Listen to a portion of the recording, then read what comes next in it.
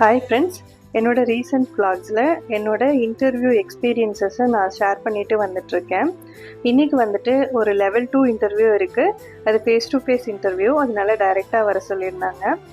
இன்றைக்கின்னு பார்த்து எங்கள் வீட்டுக்கு ஹெல்ப்புக்கு வர அக்கா எமர்ஜென்சியாக லீவ் போட்டிருந்தாங்க. அதனால ரொம்ப சிம்பிளாக ஒரு பொரியல் சாம்பார் வச்சுட்டு பிரேக்ஃபாஸ்ட்டும் செஞ்சு முடிச்சுட்டு கொஞ்சம் க்ளீனிங் மட்டும் பண்ணேன். நான் வெசல் வாஷிங் பாதி நான் பண்ணேன், பாதி வந்து என் பொண்ணு ஹெல்ப் பண்ணாங்க. வாஷ் பண்ணி முடிச்சுட்டு பாத்திரம்லாம் எடுத்து நீட்டாக அடுக்கி கொடுத்துட்டாங்க. ஸோ இந்த வேலையெல்லாம் வேகமாக முடிச்சுட்டு கொஞ்ச நேரம் ப்ரிப்பேர் பண்ணலாம் அப்படின்னு சொல்லிட்டு நான் இன்டர்வியூ ப்ரிப்பேர் பண்ணிட்டு இருந்தேன். நேற்று நைட்டுமே கொஞ்சம் ரொம்ப நேரம் ப்ரிப்பேர் பண்ணிகிட்டு இருந்தேன். இதில் லெவல் 1 இன்டர்வியூ நான் அட்டன் பண்ணி கிட்டத்தட்ட ஒரு 25 டேஸ்க்கு மேலே ஆகுது. 25 டேஸ் கழிச்சு இப்போ தான் எனக்கு கால் பண்ணியிருந்தாங்க லெவல் 2 இன்டர்வியூக்கு. ஸோ லெவல் 1 இன்டர்வியூ நான் அட்டன் பண்ணும்போது 1 hour 40 minutes அட்டன் பண்ணியிருந்தேன் அந்த இன்டர்வியூ. 1 hour 40 minutesல ஒரு 5-10 minutes வெயிட்டிங் டைம் இருந்திருக்கலாம். அப்போ வந்து சாலிடாக 1 hour 30 minutes கிட்ட வந்து நான் அந்த இன்டர்வியூ அட்டன் பண்ணியிருந்தேன்.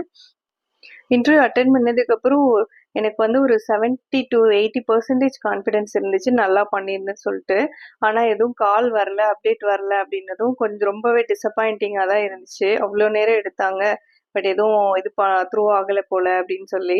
இப்போ வந்து நான் லெவல் 2 கிளியர் பண்ணுறேனோ இல்லையோ, ஆனால் கொஞ்சம் ஒரு திருப்தியாக இருந்துச்சு லெவல் 1 கிளியர் ஆனதே. லெவல் 2லேயும் என்ன கேட்க போகிறாங்க அப்படின்னு மைண்டுக்குள்ளே ரொம்ப ஓடிக்கிட்டே இருந்துச்சு. ஓரளவுக்கு ப்ரிப்பேர் பண்ணி முடிச்சுட்டேன். ரெஃப்ரெஷ் பண்ணிவிட்டு ரீகால் பண்ண வேண்டிய கான்செப்ட்ஸ் எல்லாம் ரீகால் பண்ணி பார்த்துட்டு ஓரளவுக்கு ரெஃப்ரெஷ் பண்ணிட்டு தான் போயிருந்தேன்.